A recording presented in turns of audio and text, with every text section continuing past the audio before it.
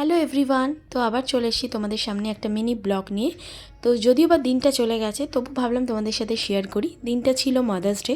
সেদিনকে সেনকো গোল্ডের তরফ থেকে আমাকে ইনভাইট করা হয়েছিল মাদার্স ডে সেলিব্রেট করার জন্য। তো এখনও মায়েদের সব মায়েদের জানায় mother's day, happy mother's day. কারণ মাতৃদিবসের কিন্তু একটা দিন হয় না, প্রত্যেকটা মায়ের জন্যই কিন্তু প্রত্যেকটা দিনই হচ্ছে মাতৃদিবস, আমার কাছে মনে হয়। তাই তোমাদের কাছে কি মনে হয় অবশ্যই কিন্তু কমেন্ট করে জানিও। তো আমি অবশেষে পৌঁছে গেছি সেনকো গোল্ড। সেখানে গিয়ে দেখলাম একটা আন্টির সমস্ত মাদার ডে সেলিব্রেশন চলছে।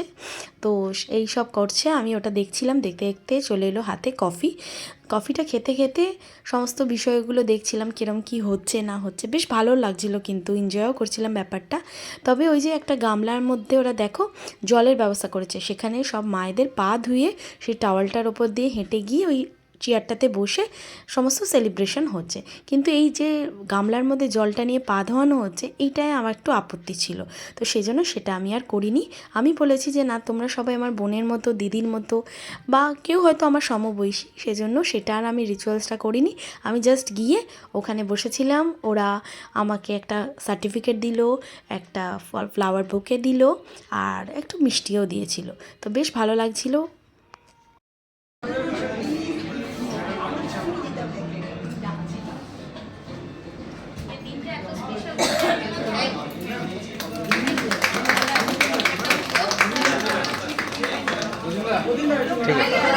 সত্যি এই প্রয়াসটা কিন্তু ওদের খুব সুন্দর হয়েছে, বেশ ভালো লাগলো। ব্যাপারটা বেশ এনজয়ও করলাম। তো ওখান থেকে বেরিয়ে ভাবলাম এক্ষুনি বাড়ি চলে যাব, তো ভাবলাম একটু ঘোরাঘুরি করেই নাই বাড়ি যাওয়া যায়। তো ওই জন্য আমি আর আমার হাজব্যান্ড চলে গেলাম একটা লং ড্রাইভে, এমনি রোডের দিকে আর কি। তো ওই দিক দিয়ে ঘুরে, এদিক ওদিক ঘুরে খানিকটা, তারপরে ভাবলাম বাড়ি যাব। তো বাড়ি যাওয়ার পথে সবার জন্য একটু মিষ্টিও নিয়ে নিয়েছিলাম। কোথায় আর যাবো, এদিক ওদিক ঘুরে ভাবলাম একটু রোড দিয়ে ঘুরে শেরিপাঞ্জাব আমিনিয়ার পাশ দিয়ে ঘুরতে ঘুরতে বাড়ি যাই। তো এই আর কি, মা হওয়ার পর থেকে এই দিনটা বেশ ভালোই লাগে। যদিও বা আগে বললাম, মায়েদের জন্য কিন্তু একটা দিন নয়, মায়েদের জন্য কিন্তু প্রত্যেকটা দিনই স্পেশাল। আমার জীবনে দুই মায়েরই গুরুত্ব কিন্তু সমান। কারণ একজন মা আমাকে ছোট থেকে বড় করেছে, আরেকজন মায়ের কাছে আমি বাকি জীবনটা রয়েছি।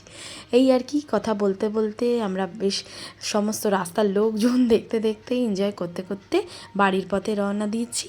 তো এদিকে আমিনিয়া, শেরিপাঞ্জাব সব কিছু দেখতে দেখতে আছি। গরমটা বড্ড বেশি পড়েছে, না হলে হয়তো আজকে একটু সবাই মিলে খাওয়া দাওয়া করা যেত, কিন্তু গরমটা এতটাই বেশি ছিল সেদিনকে, আর সেদিনকে কিছু ভালো লাগছিল না।